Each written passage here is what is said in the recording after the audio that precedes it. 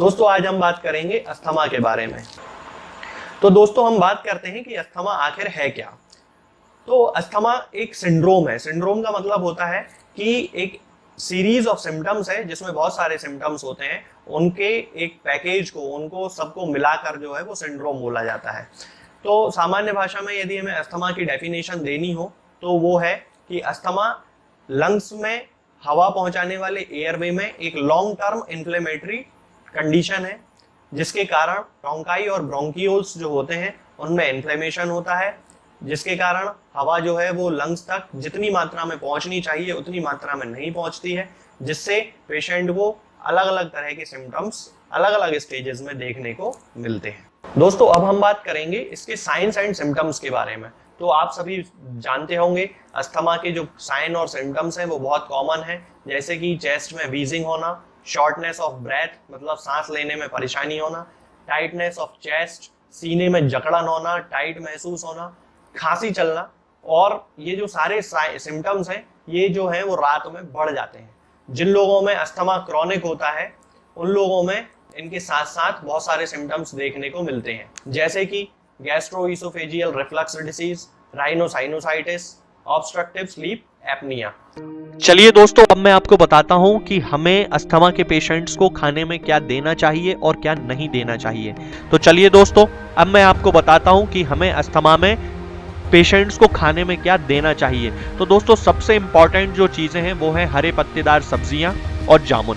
हरे पत्तेदार सब्जियों में और जामुन में बहुत अधिक मात्रा में विटामिन होते हैं और न्यूट्रिशियस सब्सटेंसेस होते हैं, यानी कि पोषक तत्व होते हैं, जैसे कि विटामिन सी होते हैं, एंटीऑक्सीडेंट्स होते हैं। तो विटामिन सी पर्याप्त मात्रा में यदि कोई व्यक्ति खाता है तो उसकी इम्यून पावर मजबूत होने लगती है, उसकी रोग प्रतिरोधक क्षमता बढ़ने लगती है और गले में घरघराहट की जो समस्या होती है वो भी कम हो जाती है। इसलिए हमें फल और सब्जियां जरूर खाना चाहिए।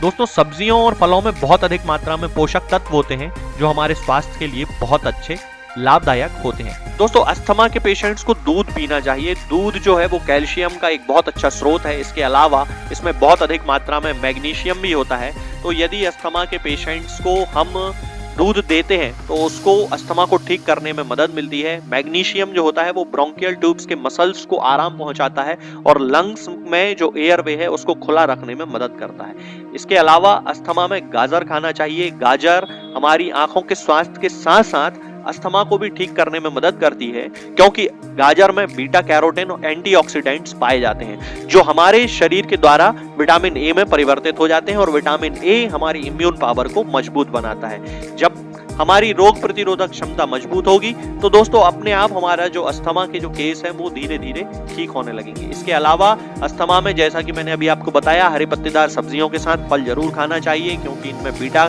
कैरोटीन होते हैं, एंटीऑक्सीडेंट्स हैं जो कि अस्थमा के लक्षणों को कम करने में मदद करते हैं। एक रिसर्च की गई है दोस्तों, उसके अनुसार यदि बचपन में कोई व्यक्ति बहुत अधिक फल खाते हैं तो उन लोगों को अस्थमा के जो चांसेस होते हैं वो बहुत कम रहते हैं। इसके अलावा कीवी हो या संतरा हो, इन जैसे फलों में विटामिन सी और विटामिन ई बहुत ज्यादा मात्रा में पाए जाते हैं जो कि फेफड़ों की सूजन को कम करते हैं। दोस्तों इसके अलावा एवोकेडो खाना चाहिए। एवोकेडो में ग्लूटाथियोन नाम का एक एंटीऑक्सीडेंट पाया जाता है जो फेफड़ों के एयरवे के जो टेंशन होता है, जो उसमें आ जाता है अस्थमा के कारण, जो इन्फ्लेमेशन के कारण आ जाता है, उसको कम कर देता है और उसके जो टिश्यू होते हैं उनको डिके होने से बचाता है।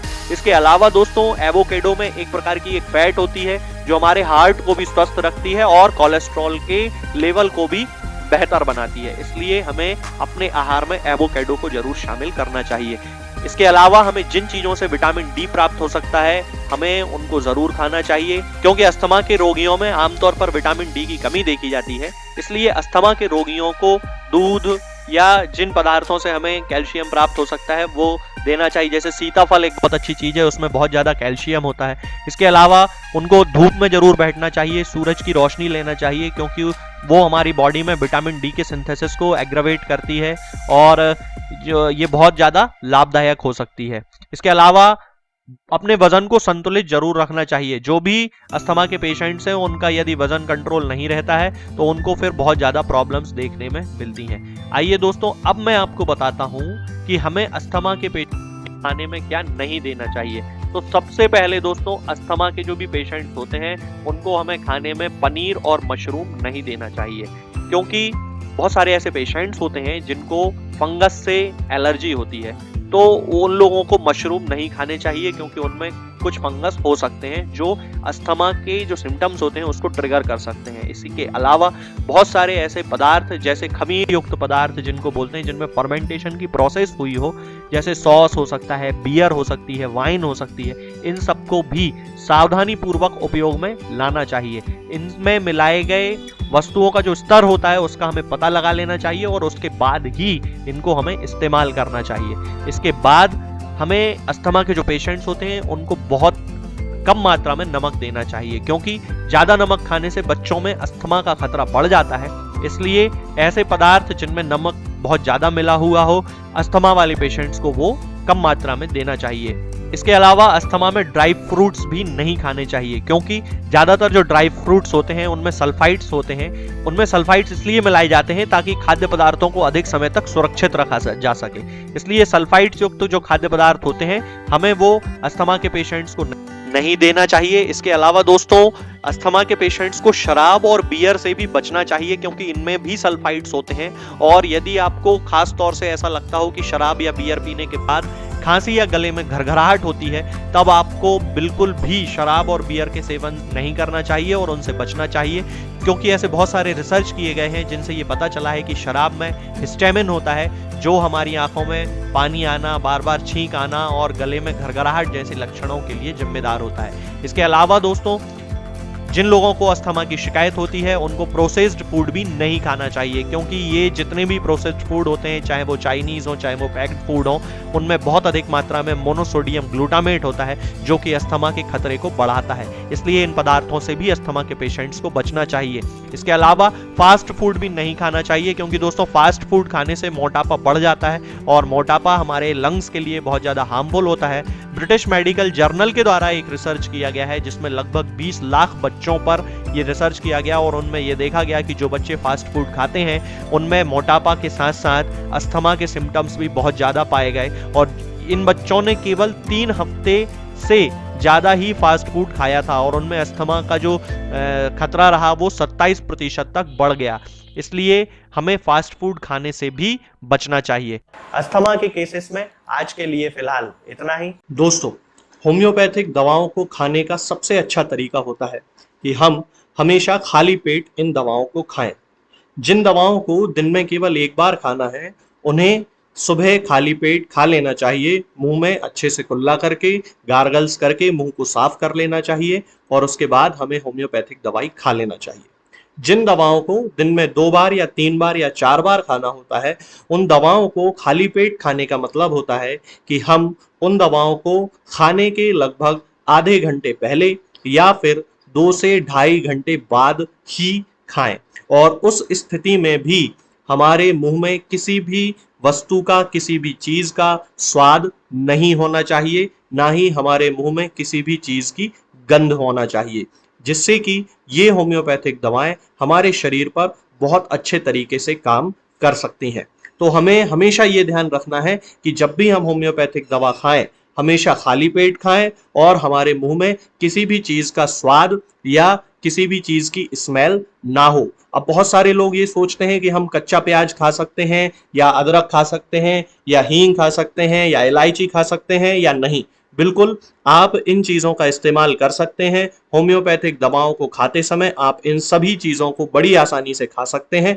बस याद ये रखना है कि जब भी आप होम्योपैथिक दवा खाएं, इनमें से किसी भी वस्तु का, किसी भी चीज़ का स्वाद आपके मुंह में ना हो। यानी कि जब भी आप इन्हें खाएं तो इनके खाने से या तो आधे घंटे पहले होम्योपैथिक दवा खा लें या फिर इन्हें खाने के 2-ढाई घंटे बाद, जब कि आपने मुंह में अच्छे से कुल्ला कर लिया हो, अच्छे से गार्गल्स कर लिए हो, तब इन होम्योपैथिक दवाओं को खाएं तो आपको हमेशा होम्योपैथी के सबसे अच्छे रिजल्ट देखने को मिलेंगे। लोग गलती यही कर देते हैं कि वो प्याज खाना छोड़ देते हैं, कच्चा प्याज, लहसुन, अदरक, हींग सब खाना छोड़ देते हैं, लेकिन फिर भी उनको मुंह में सफाई ना होने के कारण होम्योपैथिक दवाओं का अच्छा रिजल्ट देखने को नहीं मिलता है।